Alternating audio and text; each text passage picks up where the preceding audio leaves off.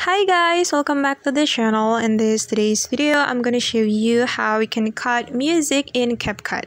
Alright, here I have imported my music to my project, and we're going to cut this music. And as you can see that the duration of the music is longer than my video, so I'm going to cut this music.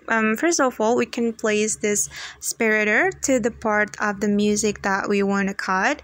For example, I'm going to cut this part, so I'm just gonna place the separator to this part.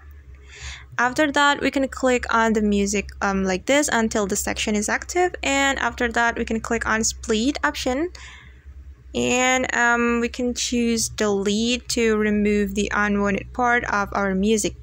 Alright, and we can also cut the music by clicking on the music like this, and we can drag it like this.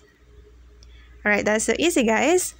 Okay guys, that's how we can cut music in Capcut. I hope this video will be useful for you. Thank you so much for watching, and see you on the next video.